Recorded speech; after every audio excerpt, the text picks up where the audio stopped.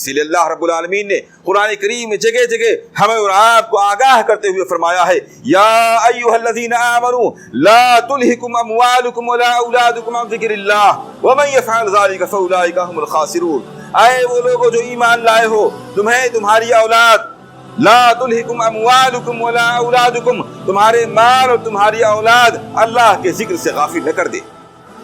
یہ مال، یہ اولاد، یہ بیوی بچے، یہ گھر مکان، یہ ساری کی ساری چیزیں انسان کو غافل کرنے والی چیزوں میں سے ہیں. ہم اور آپ اسی غفلت میں مبتلا ہیں. اللہ رب العالمین ہمیں یاد دلا رہا ہے کہ ہمیں اور آپ کو غافل نہیں رہنا چاہیے. یہ دنیا کا متاع، یہ دنیا کا ساز و سامان، یہ سارے رشتے، یہ سارے تعلقات صرف دنیا کی زندگی تک ہیں. دنیا کی زندگی کے بعد ان میں سے کوئی بھی چیز کام آنے والی نہیں.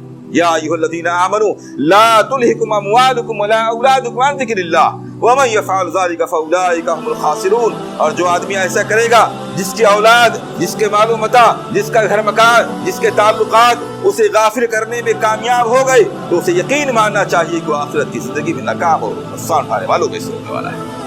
اللہ رب العالمین فرماتا ہے یا ایھا الانسان ما غرک بربک الکریم، اے انسان تجھے تیرے بخشش والے کریم رب سے کس نے غافل کر دیا ہے؟ کس نے تجھ کو غافل کر رکھا ہے؟ الذی خلقک فسواک فعدلک، وہ رب کریم جس نے تجھ کو پیدا کیا ہے، جس نے تمہارے اعضاء کو جوڑا ہے اور اس کو درست اور ہموار بنایا ہے، اس اللہ سے تم کو کس نے غافل کر دیا ہے؟ کیا ہم یہ بھول گئے کہ وہ آخرت کی زندگی جس میں اللہ رب العالمین کے سامنے ہم کو اور آپ کو کھڑا ہونا ہے، ہر شخص کو اپنے اعمال کا تنہا اللہ رب العالمین کے سامنے کھڑے ہو کر کے حساب کتاب دینا ہے. وہ آخرت کی زندگی جس کے بارے میں رسول اکرم صلی اللہ علیہ وسلم نے ارشاد فرمایا لا تزول قدم عبد یوم القیامت حتی یسأل عن خمس.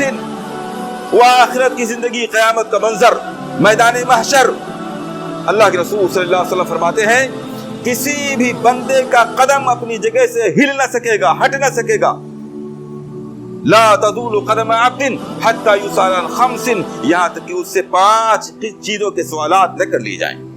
جب تک 5 سوالات نہ کر لیے جائیں کسی بھی شخص کا قدم اپنی جگہ سے ہٹ نہ سکے گا.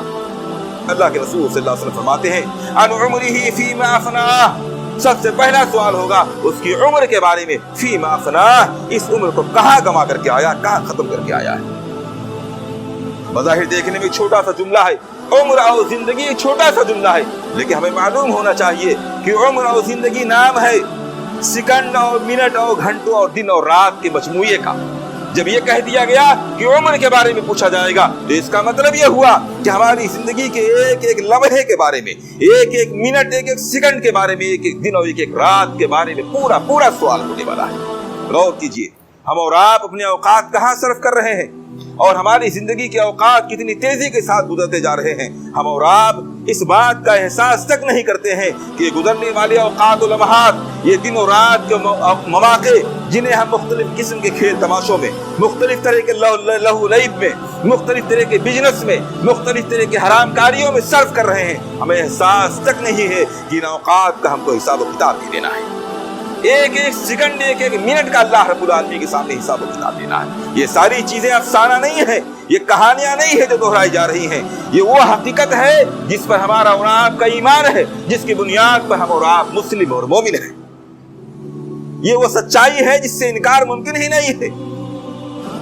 عن عمرہ فیما افناہ، اس کی عمر اور زندگی کے بارے میں پوچھا جائے گا. فیما افناہ، وہ کہاں گوا کر کے آیا ہے. وعن مالہ من أين اكتسبه وفيما أنفقه، اور اس کے مال کے بارے میں پوچھا جائے گا. مال کے بارے میں 2 سوال ہونے والے ہیں. من أين اكتسبه، اسے کہاں سے کمایا، وفيما أنفقه، اسے کہاں خرچ کیا ہے. یہ مال جو آج ہم اور آپ کما رہے ہیں پوری محنت کے ساتھ، کوشش کے ساتھ، بعض دفعہ حلال و حرام کی تمیز کے بغیر کما رہے ہیں اور بے پناہ بغیر کسی حساب و کتاب کے، بغیر کسی شرعی وصول کے اس کو خرچ بھی کرتے جا رہے ہیں. اور ہم سمجھ رہے ہیں یہ ہمارا مال ہے، یہ ہماری کمائی ہوئی جائیداد ہے، ہم اس کو جیسے چاہے صرف کریں، ہمارا اس پر اختیار ہے. ایسا قطعا نہیں ہے.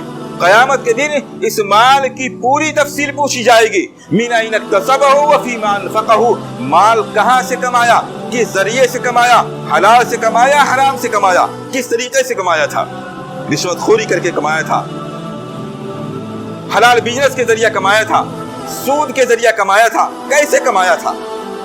وَفِيمَا أَنفَقَهُ، اور اسے کہاں خرچ کیا؟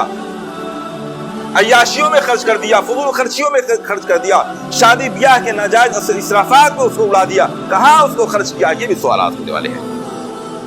اور اس کے علم کے بارے میں پوچھا جائے گا، فِيمَا عَمِلَ فِيهِ، جو علم اس کے پاس تھا، دین کا جو علم اس کے پاس تھا، اس کے مطابق اس نے کتنا عمل کیا ہے۔ اس لیے ہم سب کو چاہیے کہ اپنی دنیا کی زندگی کو آخرت کی زندگی کے لیے کھیتی سمجھیں۔ اللہ رب العالمین نے اس زندگی کو کھیتی سے تعبیر کیا ہے۔ جس طرح سے کسان فصل لگانے کے ایام میں اگر آرام کرنے بیٹھ جائے تو یقینی طور پر کھیت کاٹنے، فصل کاٹنے کے موقع پر سوائے ہاتھ ملنے کے اسے کچھ ہاتھ آنے والا نہیں ہے۔ ایسے ہی اگر آج کی زندگی ہم نے آپ نے یوں ہی ضائع اور اکارت کر دی، اپنی آخرت کی زندگی سے غافل ہو گئے، اللہ کے احکام سے منہ موڑ لیا، تو یقینی طور پر ایک دن آنے والا ہے کہ ہمیں اپنی اس غفلت کا پورا خمیازہ بھگتنا پڑے گا۔ اس لیے ہم سب کو چاہیے کہ ہمیشہ اپنی موت کو یاد رکھیں۔ یقیناً موت وہ لمحہ ہے، موت وہ حقیقت ہے جس کے بارے میں اللہ کے رسول صلی اللہ علیہ وسلم نے ارشاد فرمایا، اکثروا ذکر ہادم اللذات الموت، کثرت کے ساتھ موت کا ذکر کیا کرو، موت کو یاد کیا کرو، کیونکہ موت لذتوں کو ختم کر دینے والی چیز ہے۔ یہ عیش و عشرت کی زندگی جس میں ہم بدمست ہیں، اگر موت کو کثرت کے ساتھ یاد کریں تو نبی اکرم صلی اللہ علیہ وسلم نے فرمایا یہ لذتوں کو پھیکی کر دینے والی چیز ہے، لذتوں کو ختم کر دینے والی چیز ہے۔